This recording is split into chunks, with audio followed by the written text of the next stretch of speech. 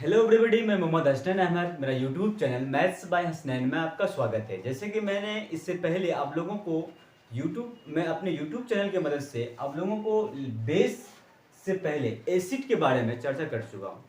अब मैं इस लेक्चर में आप लोगों के लिए लेके आया हूँ बेस के बारे में। What is base? बेस क्या है? बेस को हम लोग कैसे पहचानेंगे? कोई सब्सटेंस एसिड है, बेस है या सॉल्ट है, इसको पहचानने के लिए हम लोग क्या तरीका है या उसको कहते कैसे हैं, हम लोग कैसे इन तीनों के बीच डिफरेंट कर पाएंगे कि ये एसिड है, ये बेस है, ये सॉल्ट है। मैं इस लेक्चर में ओनली फॉर बेस के बारे में चर्चा करने वाला हूँ। इससे पहले प्रीवियस लेक्चर में आप लोगों को, अब मेरे यूट्यूब चैनल पर जाइएगा, अब वहाँ पर आप लोगों को इस एसिड के बारे में दिया हुआ है। आप वहाँ पर एसिड से रिलेटेड जानकारियाँ प्राप्त कर सकते हैं। अब मैं इस लेक्चर में आप लोगों के लिए लेके आया हूँ बेस के बारे में कि बेस क्या है। सबसे पहली बात कह रहा है कि base are the bitter in taste. कहता है कि बेस का जो टेस्ट होता है ना, वो बीटर होता है। यानी एसिड का टेस्ट कैसा था? सोर, यानी खट्टा था। जो सब्सटेंस आसपास में हम लोगों का टेस्ट करने के बाद अगर वो खट्टा आता है यानी सोर होता है, तो उसको हम लोग एसिड कहते हैं। उसका ऑपोजिट अगर वो बीटर हो यानी तीखा हो, तो वो क्या हो या कड़वा हो, तो उस तरह के सब्सटेंस को हम लोग क्या बोलेंगे? बेस। तो base are taste in bitter. Taste in bitter यानी उसका टेस्ट करने पर बीटर हो जाएगा। कुछ सब्सटेंस यानी कुछ बेस ऐसे होते हैं जो स्ट्रॉन्ग होते हैं, कुछ बेस ऐसे होते हैं जो क्या होते हैं? वीक होते हैं। वीक और स्ट्रॉन्ग कैसे कहें हम लोग बेस को? कि अगर कोई एसिड या कोई बेस, हम लोग चर्चा यहाँ पर ओनली बेस के बारे में करना चाह रहे हैं। अगर बेस किसी वाटर के साथ अगर डिजोल्व किए यानी घुलाए, मिला दिए, तो उसमें अगर OH माइनस आयंस क्या कर दे? अगर रिलीज कर दे, OH माइनस अगर आयंस रिलीज कर दे, अगर मोर रिलीज करेगा तो वो ज़्यादा स्ट्रॉन्ग होगा, कम रिलीज करेगा तो क्या होगा? वो लेस यानी वीक बेस कहलाएगा। तो आप लोगों को तो कुछ बेस ऐसे होते हैं जो स्ट्रॉन्ग होते हैं, कुछ बेस ऐसे होते हैं जो क्या होते हैं? वीक होते हैं। वीक बेस को तो हम लोग टेस्ट कर लेंगे, वीक बेस को हम लोग क्या कर लेंगे? टेस्ट कर लेंगे। लेकिन अगर जो स्ट्रॉन्ग है तो उसको हमारे जो जवान है, टंग्स है, या हमारे जो बदन है, स्किन्स है, उसमें इफेक्टेड पहुंचा सकता है स्ट्रॉन्ग एसिड को पकड़ने के बाद। तो उसको विदाउट टेस्ट किए हुए तो हम लोग कैसे पहचानेंगे या फिर हम लोग कैसे बता देंगे कि ये बीटर है? तो हम लोग देख के तो नहीं बोल सकते हैं, उसके लिए कुछ ना कुछ स्केल होना चाहिए ताकि हम ये पता कर पाए, डिफरेंट कर पाए कि ये एसिड है, ये बेस है, ये सॉल्ट है। तो टेस्ट करने के बाद अगर टेस्ट उसका बीटर आ रहा है तो उसको हम लोग क्या बोलेंगे? बेस। इसके अलावा अगर बेस कोई सॉल्यूशन या कोई केमिकल सब्सटेंस बेस है, या कोई सब्सटेंस अगर बेस है, तो बेस होने के लिए वो बेस अगर हम लोग वाटर के साथ एक्वस सॉल्यूशन के अंदर डालते हैं, वाटर के साथ अगर डालते हैं, तो अगर वो हाइड्रोक्सिल आयन अगर रिलीज कर देता है यानी OH माइनस आयन रिलीज कर देता है, उसके अंदर से OH माइनस आयन अगर रिलीज हो जाए, तो उस तरह के सॉल्यूशन को या उस तरह के सब्सटेंस को या उस तरह के सॉल्यूशन को हम लोग क्या बोलेंगे? बेस कहते हैं। आई होप कि बेस के बारे में 2 पॉइंट आप लोगों को समझ में आया होगा। एक, टेस्ट में किसमें कैसा होना चाहिए? बीटर।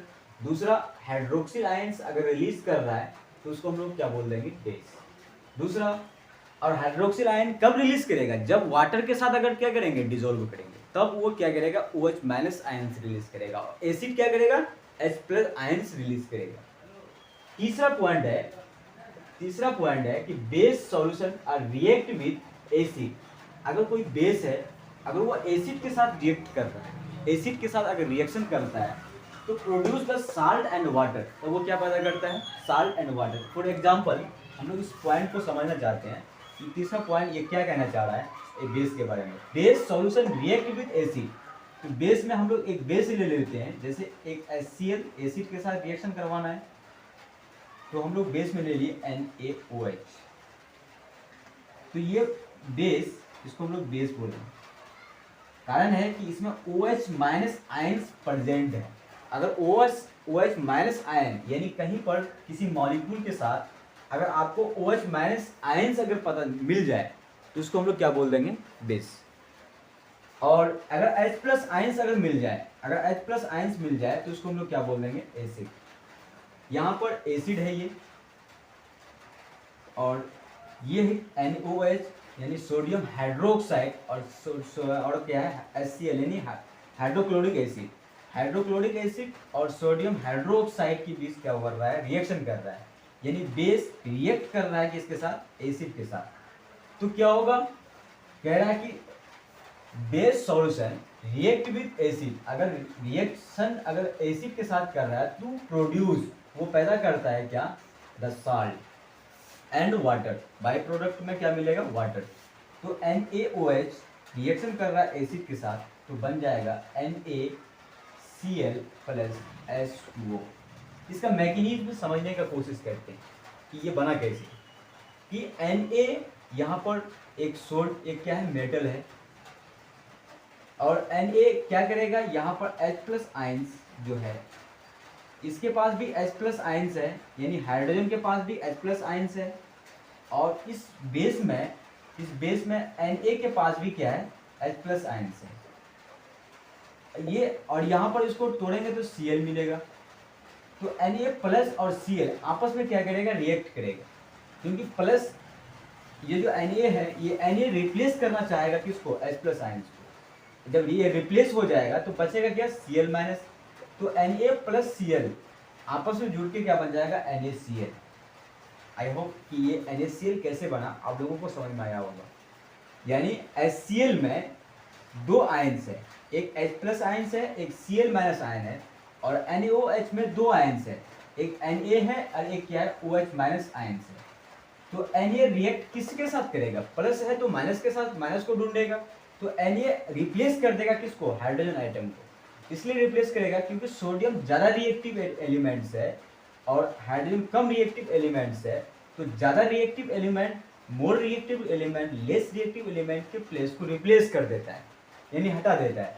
तो Na क्या करेगा, H+ आयंस को रिप्लेस करके, तो Na अपना उस पोजीशन क्या कर लेगा, गेन कर लेगा। जब गेन करेगा तो ये Na यानी सोडियम आयन जुटेगा किसके साथ, Cl- आयन के साथ। तो Na और Cl- मिल करके क्या बन जाएगा, NaCl। अब यहाँ बच गया क्या, H+ आयन, और यहाँ बच गया क्या, OH- आयन। इधर H+ आयन और इधर से एसिड से और बेस से क्या मिला, OH- आयन। और ये H+ आयन और OH- आयन दोनों आपस में जुट जाएगा, जुटेगा तो क्या बन जाएगा, H2O, यानी वाटर का फॉर्मेशन हो गया। आई होप कि बेस किसी एसिड के साथ किस तरह से रिएक्शन करता है और साल्ट का फॉर्मेशन कैसे किया, ये समझ में आया होगा। अब मैं तीसरा पॉइंट है कि pH value of the base above the 7। pH value कितना होना चाहिए, 7 से ज़्यादा होना चाहिए। एक स्केल होता है जिस स्केल की मदद से हम लोग क्या करते हैं, एसिड बेस को टेस्ट करके ये पता करते हैं कि ये कौन एसिड है, कौन बेस है, कौन क्या है, सॉल्ट है। अगर किसी एसिड का यानी किसी सॉल्यूशन का pH वैल्यू अगर 7 से कम है तो वो एसिड बन जाएगा, और जिसका pH वैल्यू 7 से ज़्यादा है तो वो बेस बन जाएगा, और जिसका एग्जैक्ट यानी सही एग्जैक्टली 7 आ जाए तो वो सॉल्ट बन जाएगा। यानी उसमें ना तो H+ आयंस होगा ना OH- आयंस होगा। और इस तरह से अगर जिस भी सॉल्यूशन का अगर pH वैल्यू अगर 7 से ज़्यादा आ जाए तो उसको हम लोग क्या बोल देंगे, बेस। आई होप कि बेस के बारे में आप लोगों को समझ में आया होगा। अब मैं इसके बाद pH वैल्यू होता है उसके बारे में चर्चा करूँगा। फिर मैं नेक्स्ट लेक्चर में आप लोगों को सॉल्ट के बारे में लेके आऊँगा। फिर ये टॉपिक फिर ख़त्म होगा और फिर इसका यूजेस के बारे में चर्चा करेंगे। आई होप इस तरह से मेरे से जुड़े हुए रहिए और शेयर एंड सब्सक्राइब भी करें मेरे चैनल को, ताकि मैं लगातार वीडियो आप लोगों के लिए बनाते रहूं और आप लोग मेरा हेल्प कीजिए और मैं आप लोगों का हेल्प करूंगा। आई होप कि मेरे इस लेक्चर को आप लोग समझ पाए होंगे। Thank for watching.